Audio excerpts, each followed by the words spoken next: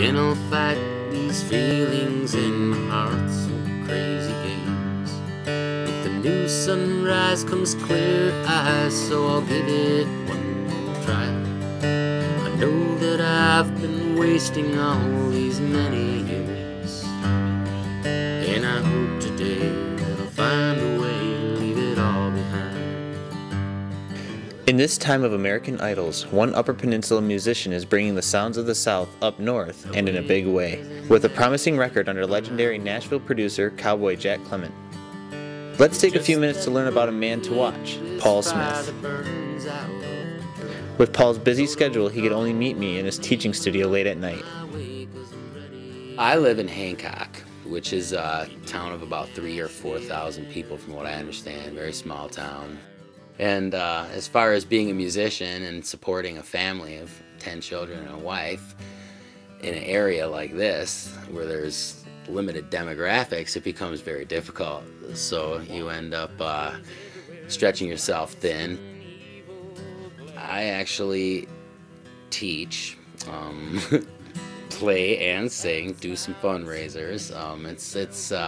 My hats are many. Primarily a guitar teacher for income, typically anywhere from 45 to 75 students a week, max 45 at the bottom. And as far as playing goes, I used to do a lot of bar gigs. Got tired of that. I moved here from Los Angeles. The reason why that was I went to Los Angeles to pursue music. I started to burn out on the idea of playing music and competing against this colossal, I guess you could say, market that's very flooded. And it's not that it's lacking talent, it's not that it's lacking great songs. So you look at it and you say, wow, am I going to fight for 10 years for a position in this? Or maybe go back and go to visual art and enjoy myself in the middle of nowhere. Well, the big developments recently that happened was one of the demos that I had made, which was a 5-song demo for a guy who wrote some lyrics, ended up in the hands of Jack Clement, who's a Nashville producer, and he's produced Waylon Jennings' Dreaming My Dreams album, which was a real successful album for Waylon Jennings, Johnny Cash, #1 hits that were written by Jack Clement and produced, and #1 Nashville talent as far as studio musicians ended up in this recording session, and they had hired somebody to do it. And the singer actually wasn't singing them to the standards of the guy who wrote the songs. So they ended up calling me and asking me if I'd be interested in coming and actually cutting this real record rather than the demos. And so I accepted. It was a cool deal, but anyway, I ended up getting that opportunity to actually play in a studio where Jack Clement was actually at. And in the end, the big development was when in June Jack called me and asked if I would be interested in him possibly producing an album with me on it. And that's probably the biggest development, because to have a producer of that notoriety signing your record and saying I did this is a big deal for somebody like me who wants somebody to maybe take a look, you know, and maybe have a crack at the chance to be heard. I have a wife and 10 children, 7 daughters and 3 boys, and ages 17 to 9 months old. And how did that happen? That happened. My wife is a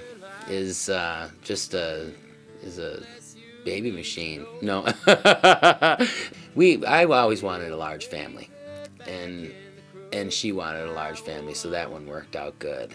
My wife's being prone to having a large family is based on her religion, and it's not a religion that doesn't come with a great deal of conservative values, and some of them a great fear of music. And so so the kids, it creates a great dynamic in the home, and so that like the kids really enjoy the music, and it actually made me step outside of what I used to do, which would have been Slayer, Megadeth, Metallica. Really enjoyed the music, and I still enjoy the energy and the music. But she had asked me at one point, please don't play Slayer for these children. So so I had to concede and say, you're right. Where it is now is actually we've come together, and that was just not kill us, will make us strong.